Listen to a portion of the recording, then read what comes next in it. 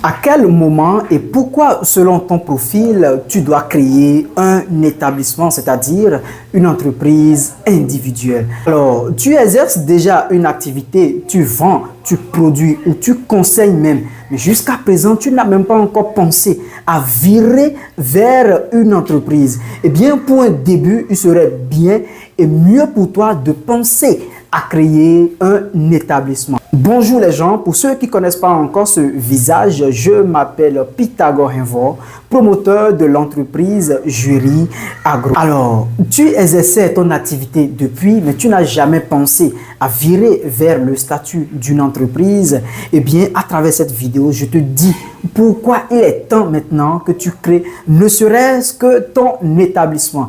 Alors, je définis d'abord ce que c'est que le statut juridique d'un établissement. Un établissement est une entreprise individuelle où l'entrepreneur et l'entreprise même ne font qu'un sur le plan juridique et ont une responsabilité illimitée. Alors, quel est donc le moment idéal pour créer ton établissement? Je te dis, ton activité devient régulière et non occasionnelle. Alors là, tu dois déjà commencer à penser à virer vers le statut d'une entreprise. Eh bien, tu commences déjà à avoir l'idée de signer des contrats avec des partenaires tiers. Et c'est justement à ce niveau que ton idée doit commencer à changer pour virer vers le statut d'une entreprise. Tu penses même à soumissionner au marché public, eh bien, tu ne peux pas être une personne physique et le faire. Mais à base de ton établissement tout court, tu peux quand même soumissionner au marché public.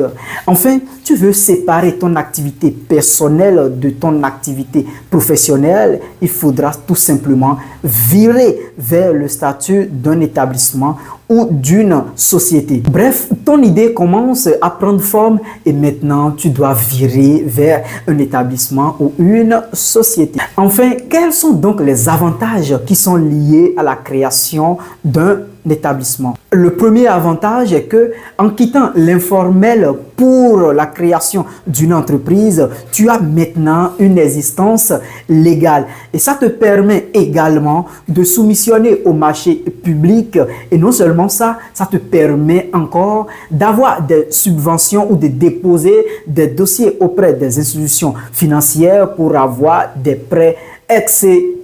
Alors, que tu sois un petit commerçant, un couturier, un tailleur, un mécanicien, un menuisier, tu dois maintenant penser à créer ton établissement pour avoir l'existence légale dans ton secteur d'activité. Merci d'avoir suivi cette vidéo du début jusqu'à la fin. Eh bien, si elle t'a édifié, partage-la, abonne-toi à la page.